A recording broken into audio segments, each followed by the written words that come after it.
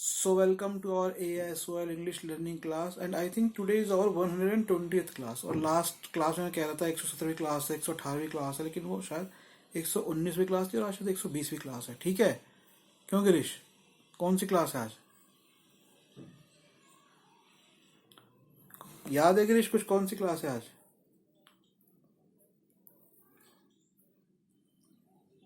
Okay चलो कोई बात नहीं।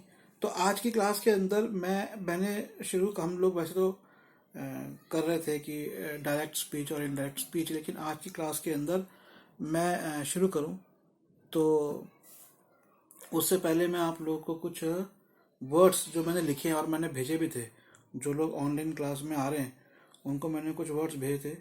तो आई होप कि वो वर्ड्स, उनके आई थिंक सेंटेंसेस भी थे, तो वो आप लोगों ने पढ़ लिए होंगे। तो 120वीं ही क्लास है, 119 क्लासेस हमारी हो चुकी है और 119 क्लासेस के अंदर हमारी डायरेक्ट इनडायरेक्ट स्पीच की 7 क्लासेस हो चुकी है। तो वो जो वर्ड्स थे वो वर्ड्स मैं आप लोगों को बताता हूँ। जैसे ब्लजियोनिंग, ये वर्ड था, स्पेलिंग नोट कर लो, BLUDGEONING, BLUDGEONING। पॉज कर लो, दोबारा रिपीट करके सुन लिया करो और लिखने के लिए। एक बार थर्ड टाइम बोल रहा हूँ, BLUDGEONING, ब्लड जियोनिंग, ब्लजियोनिंग। तो इसका मतलब होता है किसी भारी चीज से किसी को निरंतर मारना, to hit somebody several times with a heavy object। तो मैंने एक सेंटेंस दिया था न्यूज़पेपर का कि 26-year-old man was arrested on Tuesday on charges of bludgeoning his wife to death with a pressure cooker and a gas cylinder following an altercation he had with her। तो हुआ, problem हुई इसकी, कोई बातचीत हुई तो उसने निरंतर सिलेंडर और प्रेशर कुकर से मारा। पहले उसने प्रेशर कुकर मारा होगा, वो गिर गई होगी, फिर उसने उठा के सिलेंडर से उसका मुंह बिगाड़ने की कोशिश करी होगी ताकि वो लाश पता न लगे। आई थिंक ये इस तरह के जो मर्डर, क्योंकि मैं बता रहा हूँ क्योंकि मैंने खुद लॉ पढ़ा है और हम क्रिमिनल लॉ पढ़ते थे। तो आपका मैं एक इंटरेस्टिंग फैक्ट बताता हूँ कि जितने भी ज़्यादातर फांसी के ऐसे लटके हुए केसेस होते हैं, जैसे एक्टर का भी हुआ था अभी एक, जो सुशांत सिंह राजपूत थे, अभी एक हाल फिलहाल में एक और हुआ है, किसी कंपनी में काम करते हैं तो वो पैर देखते हैं, हम बेड के छू रहे हैं, ज़मीन के इतना पास है। मोस्ट ऑफ द केसेस, ज़्यादातर केसेस के अंदर जो विक्टिम होता है उसको मर्डर पहले किया जाता है, गला घोट के हाथ से, चुन्नी से, कपड़े से, फिर उसको वो लोग टांग देते हैं ताकि वो उसको ये शो करे कि इसने सुसाइड किया। तो anyway, that is a different thing. Now next word is टैपिड। I told you, not very warm, Luke warm जिसे बोलते हैं, बामी, हल्का, गुनगुना, टैपिड। अब जो ब्लजियन था, ब्लजियन का एक मैंने आपको बताया था, somebody into फ्रेज है, या somebody into doing या समथिंग, ये लिखा हुआ आप लोगों के पास होगा। इसका मतलब ये भी होता है to force somebody to do something, किसी को किसी चीज के लिए, डोंट bludgeon upon me, मेरे को जोर मत दो, ये भी अच्छा होगा। एक सेंटेंस है, they tried to bludgeon me into joining their protest but I refused। they tried to bludgeon me मतलब उन्होंने मुझे जबरदस्ती करने की कोशिश करी, किसमें, into joining their protest, कि उनके प्रोटेस्ट में। अब यहाँ पर एक चीज और समझ लो कि into joining their protest, मैंने ये नहीं कहा कि in joining their protest, into joining, कि वो उसमें किसी को जबरदस्ती ठूसना, किसी को किसी चीज के अंदर डालना, तो वो into वर्ड होता है। और अगर कोई चीज ऑलरेडी किसी चीज के अंदर है, अवस्था है, अंदर ऑलरेडी है, तो इन होता है। जाना, तो जैसे यहाँ पर क्या है, उन्होंने मुझे जबरदस्ती प्रोटेस्ट में डालने की, जबरदस्ती ठूसने की कोशिश करी, तो ये भी होता है। ठीक है, आगे देखो, अगला वर्ड है पैलिएटिव्स, PALLIPALLIATI,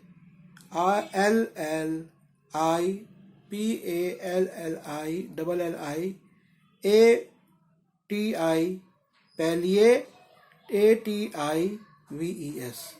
PALLIATIVES, पैलिएटिव्स। तो इसके आगे जो लोग देखेंगे उसमें ये लिखा हुआ है डेरोगेटिव। डेरोगेटिव मतलब ये ऐसा वर्ड है जो कि गंदा थोड़ा माना जाता है, किसी के लिए कोई बुराई का मानी जाती है। क्या है मीनिंग इसका? इसके दो मीनिंग है। सबसे पहले जो मेन मीनिंग है उसको समझो। ए थिंग, एक चीज, ऐसी कैसी चीज, that reduces the harmful effect of something without removing it's cause. That reduces the harmful effect of something without reducing its cause, कि आपने किसी चीज के हार्मफुल जो उसका इम्पैक्ट है उसको तो आपने हटा दिया, लेकिन आपने उसका कारण नहीं हटाया। तो मतलब जैसे कहते हैं ना कि अरे भैया कि तुमने,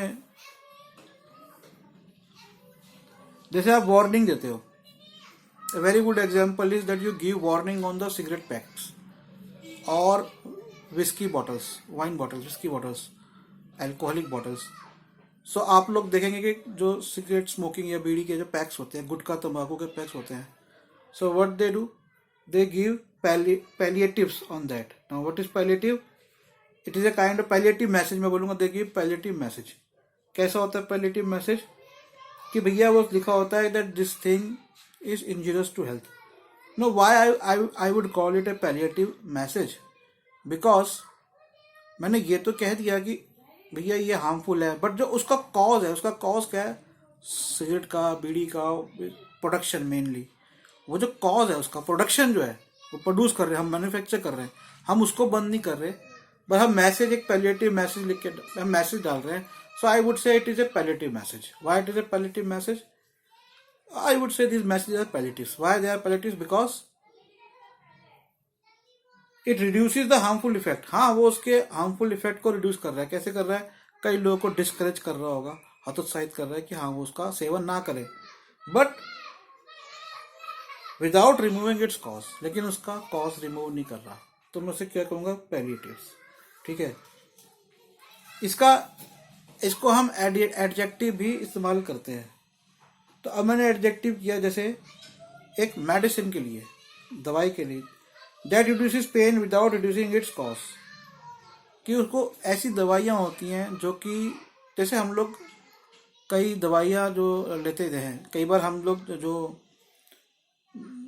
कई डॉक्टर्स और कई जो मेडिकल RML होते हैं, रजिस्टर्ड मेडिकल प्रैक्टिशनर होते हैं, जिन्होंने MBBS नहीं किया होता, और ज़्यादातर ऐसे लोग ही दुकान खोल के बैठे हैं, लेकिन हाँ उनको नॉलेज होती है मेडिसिन की। तो वो लोग जो होते हैं कई बार, और दवाइयाँ बहुत महंगी होती है, तो दो स्टीरॉइड्स दे देते हैं। तो स्टीरॉइड क्या दवाई होती है? वो एक्चुअल में दवाई नहीं होती, वो रोक देती है उस चीज़ को। तो a thing that reduces the pain. Medicine एक ऐसी मेडिसिन होती है जो पेन को रिड्यूस कर देती है, लेकिन उसका वो कॉज खत्म नहीं करती। ठीक है। जैसे does this means that there is nothing in the union budget in terms of palliatives of distress ridden class. Now budget आया था अभी 2022-23 का, तो वो बजट के अंदर एक मैं आर्टिकल पढ़ रहा था, उसमें एक सेंटेंस आया। अब सेंटेंस को ध्यान से सुनो। डज दिस मीन, इसका मतलब ये है that there is nothing in the union budget, कि केंद्रीय बजट में कुछ भी नहीं है ऐसा इन टर्म्स ऑफ पैलिएटिव्स, कि जो पैलिएटिव्स मतलब ऑफ डिस्ट्रेस रिडन क्लास, कि डिस्ट्रेस रिडन क्लास। अब ये डिस्ट्रेस रिडन क्लास कौन सी है आज की डेट में? कोविड पैंडेमिक की वजह से जो लोगों के काम धंधे चले गए या बहुत एकदम नाम मात्र के रह गए, तो उसको उसने क्या बोला? डिस्ट्रेस रिडन सेक्टर्स, ऐसे सेक्टर्स, ऐसे काम। सो वो कह रहा है nothing in the union budget in terms of palliatives. In terms of palliatives मतलब पैलिएटिव्स के रूप में, कि भैया अब हम इसका कोरोना का कॉस्ट तो हमने खत्म कर सकते, लेकिन कुछ ऐसा जो उसके हार्मफुल इफेक्ट है उसको हम कम कर दें। ठीक है। तो ये सेंटेंस इसमें जोड़ा। अगला वर्ड मैंने आप लोगों को लिखा स्टबल। अब आजकल खेतों में आग लगाई जाती है जलने के बाद, हम कहते हैं पराली जलाई, पराली जलाई। तो पराली है, ये है स्टबल, STUBBLE, STUBBLE। तो ये क्या होता है? The lower part of the stems of crops left in the ground after the top part has been cut and collected. The lower parts of the stems, तो जो उसकी शाखाएं हैं उसका लोअर पार्ट, किसका? Of the stems of the crops, जो crops है, sorry crops नहीं, क्रॉप्स, जो क्रॉप्स के हैं उनके जो स्टेम का जो लोअर पार्ट है, left in the ground, left in the ground, ground में रहता है आफ्टर द टॉप पार्ट, जब हम उसके टॉप पार्ट को has been cut and collected, cut कर, तो जो छोटे जो नीचे पार्ट हैं जिसे पराली बोलते हैं, ठीक है। इसका एग्जाम्पल को देखो, this will also help avoid stubble burning in northern states, तो वही स्टबल बर्निंग, पराली जलाना, उसके ऊपर आगे कि दिस विल ऑल्सो हेल्प, ये हेल्प करेगा avoid stubble burning in the northern states, ठीक है। अगला है, इसका जो मीनिंग है, the short stiff hairs that grow on a man's face when he has not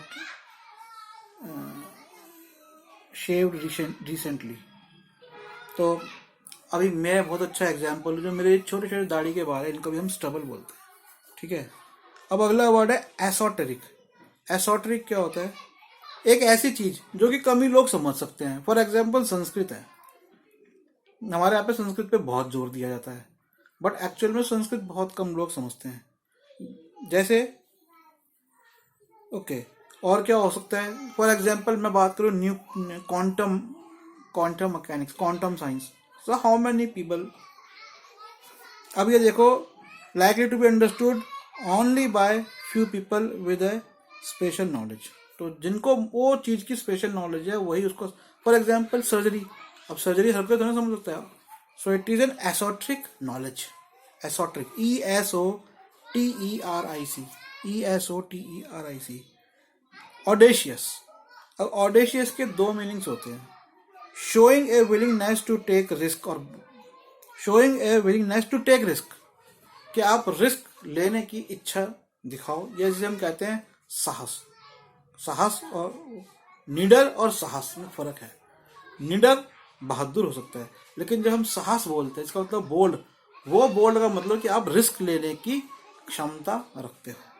दूसरा इसका मीनिंग है showing a lack of respect, impudent, कि आप किसी की रिस्पेक्ट नहीं शो कर रहे।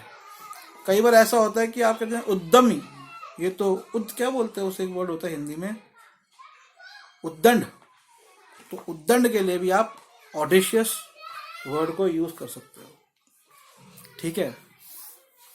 अब हम आते हैं अपने जो हम कर रहे थे डायरेक्ट इनडायरेक्ट स्पीच पे, तो उस पे मैंने कुछ सेंटेंसेस पूछे थे, वैसे ही मैं आज सेंटेंस पूछूंगा, तो गिरीश आपको करने हैं। ओके,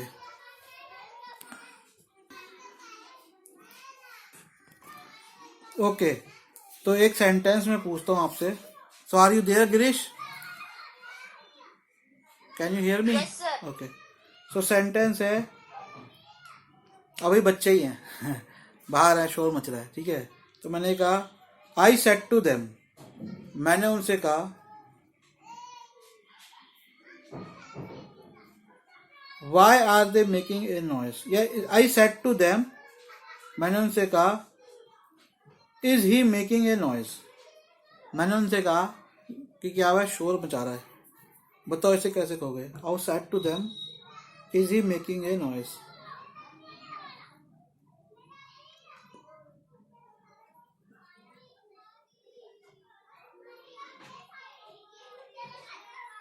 बोलो,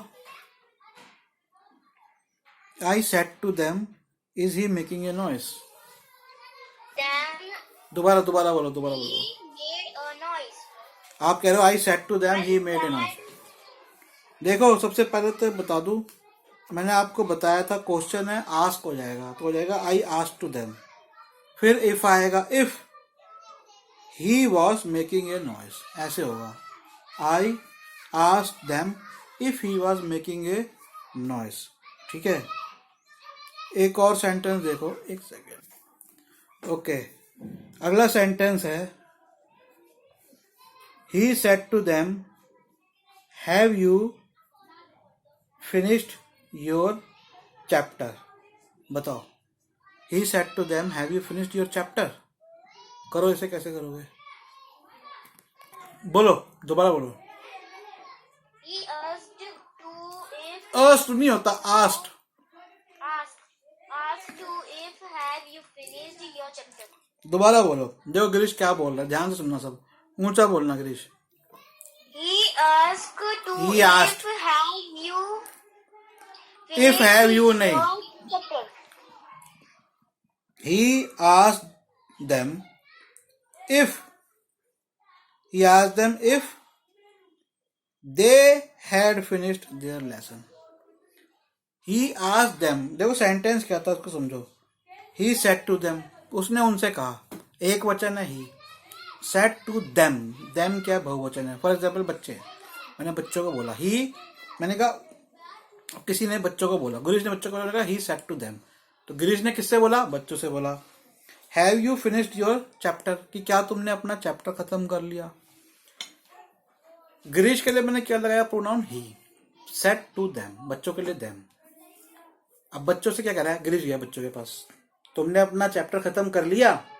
गिरीश ने से पूछा, गिरीश बड़ा हो गया, तुमने अपना चैप्टर खत्म कर लिया। तो ये एग्जैक्ट वर्ड क्या थे गिरीश के, मैंने डायरेक्ट स्पीच लिख दी, he said to them, have you finished your chapter. तो अब इसको कैसे करेंगे इनडायरेक्ट में। तो अब असल में हुआ क्या था, वो गिरीश उनके पास गया था और गिरीश ने उनसे पूछा था, हाँ भाई तो तुमने अपना चैप्टर खत्म कर लिया। तो मैं किसे हिंदी में नॉर्मल कैसे करूंगा, भाई गिरीश ने मतलब उसने उनसे पूछा कि क्या उन्होंने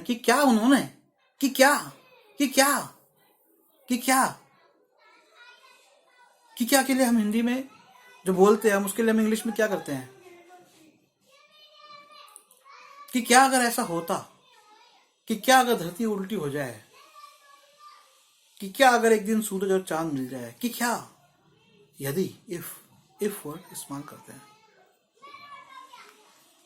तो मैंने क्या बोला, ही आस्क्ड देम, अब पूछा आस्क्ड देम, इफ क्या उसने उनसे पूछा कि क्या उन्होंने अपना अध्याय खत्म कर लिया। He asked them if they had finished, खत्म कर लिया था, they had finished their chapter. ऐसे। अब एक और सेंटेंस देखो, दे सेड टू हर, उन्होंने बहुवचन ने सिंगुलर एक लड़की से, they said to her, has she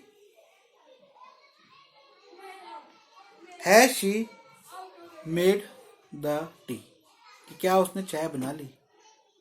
they said to her, has she made the tea. करो इसको, कैसे करोगे, बोलो Girish. They asked them if पहले तो बेटा आस्ट ऐसे मत बोलो, आस्ट बोलो। They asked, asked, they asked them मैं ध्यान सुनो, मैंने क्या बोला था, they asked her, has she made the T. अब बोलो, they asked them if had she made tea. नहीं, they asked her, they asked them कैसे हो गया भाई। सेंटेंस का थोड़ा सा सेंस भी समझो ना। मैंने सेंटेंस क्या बोला, दे आस्क्ड हर, उन्होंने दे बहुवचन, उससे लड़की से, has she made the T, उन्होंने उससे पूछा। अब मैं इसको, ये तो डायरेक्ट हो गया, उन्होंने उससे पूछा क्या उसने चाय बनाई है, ये मेरा direct speech. They said to her, has she made the tea. Indirect speech में क्या करूंगा, उन्होंने उससे पूछा कि क्या उसने चाय बना ली है। They asked her, had she made the T. ठीक है, they asked her, had she made the T.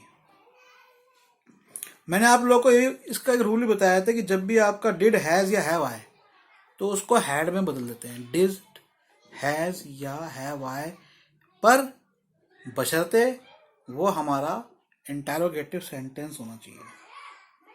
अब हम एक और करते हैं। ही सेड टू अस, उसने हमसे बोला. He said to us. दृश्य करना इसको. Did you abuse your sister every day?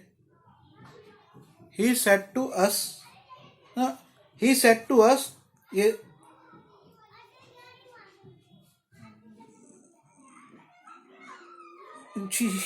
दूसरा होगा. He said to us. उसने हमसे कहा. Did you go to park every day? ये बोलो. He said to us. Did you go to park every day? बोलो.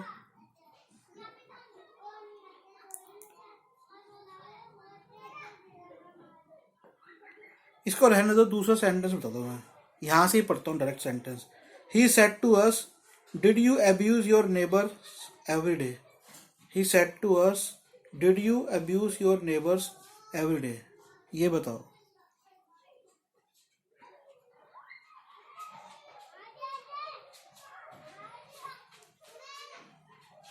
Abuse your neighbor. Abuse your neighbors every day. He said to us, did you abuse your neighbors every day? करो. Did you He asked us. Did you नहीं होगा. Did का had बन जाएगा. He asked us if we had abused our neighbors every day. को each day बोल सकते हो. और अगर yesterday दिया होता तो उसे the previous day. ठीक है. चलो आज की क्लास यहीं खत्म करता हूँ. कल या परसों मैं क्लास लेता हूँ. ठीक है. बाय बच्चे. Bye sir, have a nice day.